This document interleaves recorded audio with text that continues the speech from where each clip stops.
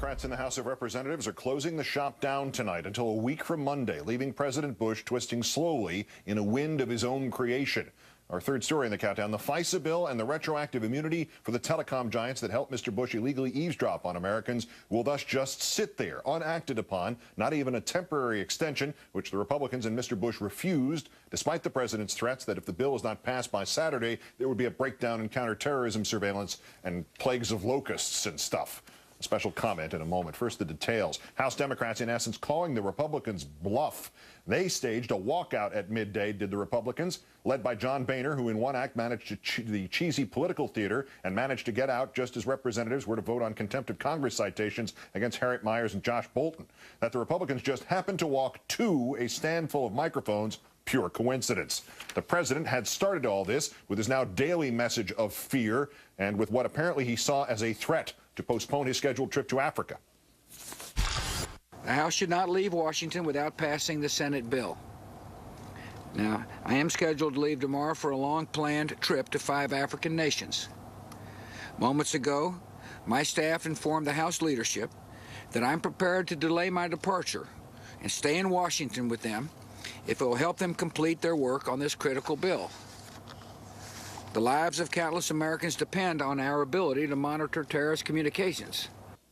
Having lost, he now says he's going to Africa after all, another threat or promise unfulfilled. Now, as promised, a special comment. A part of what I will say was said here first on January 31st. Unfortunately, it is both sadder and truer now than it was then. Who's to blame, Mr. Bush also said this afternoon. Look, these folks in Congress passed a good bill late last summer. The problem is they let the bill expire. My attitude is if the bill was good enough then, why not pass the bill again? You know, like the Gulf of Tonkin resolution, or Executive Order 9066, or the Alien and Sedition Acts, or slavery. Mr. Bush, you say that our ability to track terrorist threats will be weakened and our citizens will be in greater danger, yet you have weakened that ability. You have subjected us, your citizens, to that greater danger. This, Mr. Bush, is simple enough even for you to understand. For the moment, at least, thanks to some true patriots in the House and to your own stubbornness, you have tabled telecom immunity and the FISA Act. You, by your own terms and your own definitions, you have just sided with the terrorists. You got to have this law or we're all going to die. But practically speaking, you vetoed the law.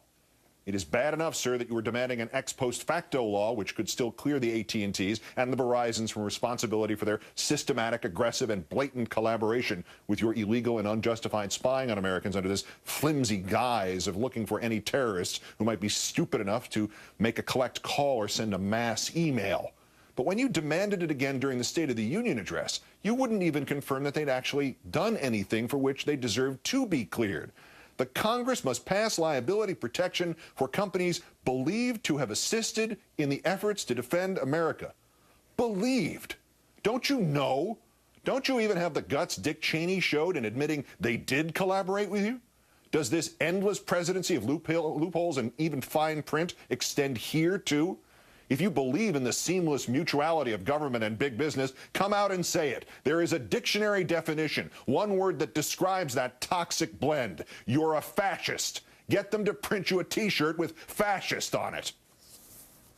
What else is this but fascism? Did you see Mark Klein on this newscast last November? Mark Klein was the AT&T whistleblower, the one who explained in the placid and dull terms of your local neighborhood IT desk how he personally attached all AT&T circuits, everything, carrying every one of your phone calls, every one of your emails, every bit of your web browsing into a secure room number 641A at the Folsom Street facility in San Francisco, where it was all copied so the government could look at it. Not some of it, not just the international part of it, certainly not just the stuff that some spy, a spy both patriotic and telepathic, might able to divine had been sent or spoken by or to a terrorist. Everything. Every time you looked at a naked picture, every time you bid on eBay, every time you phoned in a donation to a Democrat. My thought was, Mr. Klein told us last November, George Orwell's 1984. And here I am, forced to connect the Big Brother machine. If there's one thing we know about Big Brother, Mr. Bush, it's that he, well, you, are a liar. This Saturday at midnight, you said today, legislation authorizing intelligence professionals to quickly and effectively monitor terrorist communications will expire. If Congress does not act by that time, our ability to find out who the terrorists are talking to, what they are saying, and what they are planning will be compromised. You said that the lives of countless Americans depend on you getting your way. This is crap. And you sling it with an audacity and a speed unrivaled even by the greatest political felons of our history. Richard Clarke, you might remember him, sir. He was one of the counter-terror pros, which you inherited from President Clinton before you ran the professionals out of government in favor of your unreality-based reality. Richard Clarke wrote in the Philadelphia Inquirer, "Let me be clear. Our ability to track and monitor terrorists overseas would not cease should the Protect America Act, expire. If this were true, the president would not threaten to terminate any temporary extension with his veto pen. All surveillance currently occurring would continue even after legislative provisions lapsed because authorizations issued under the act are in effect up to a full year." You are a liar, Mr. Bush. And after showing some skill at it initially, you have ceased to even be a very good liar. And your minions, like John Boehner, your Republican congressional crash dummies, who just happen to decide to walk out of Congress when a podium full of microphones await them, they should just keep walking out of Congress and, if possible, out of the country. For they, sir, and you, sir, have no place in a government of the people, by the people, for the people. The lot of you are the symbolic descendants of the despotic middle managers of some banana republic, to whom freedom is an ironic brand name, a word you reach for when you want to get away with its opposite. Thus, Mr. Bush, your panoramic invasion of privacy is dressed up as protecting America. Thus, Mr. Bush, your indiscriminate domestic spying becomes the focused monitoring only of terrorist communications. Thus, Mr. Bush, what you and the telecom giants have done isn't unlawful. It's just the kind of perfectly legal, passionately patriotic thing for which you happen to need immunity. Richard Clarke is on the money as usual. That the president was willing to veto this eavesdropping means there is no threat to the legitimate counter-terror efforts still underway. As Senator Kennedy reminded us in December, the president has said that American lives will be sacrificed if Congress does not change FISA. But he has also said that he will veto any FISA bill that does not grant retroactive immunity. No immunity, no FISA bill. So, if we take the president at his word, he's willing to let Americans die to protect the phone companies. And that literally cannot be. Even Mr. Bush could not overtly take a step that actually aids the terrorists. I'm not talking about ethics here. I'm talking about blame. If the president seems to be throwing the baby out with the bathwater, it means we can safely conclude there is no baby. Because if there were, sir, now that you have vetoed an extension of the eavesdropping, if some terrorist attack were to follow, you would not merely be guilty of siding with the terrorists. You would not merely be guilty of prioritizing the telecoms over the people. You would not merely be guilty of stupidity. You would not merely be guilty of treason, sir. You would be personally and eternally responsible.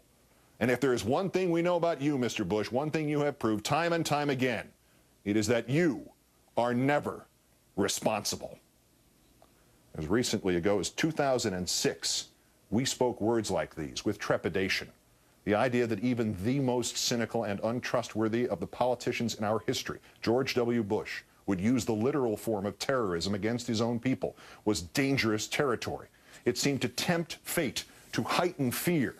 We will not fear any longer. We will not fear the international terrorists. We will thwart them.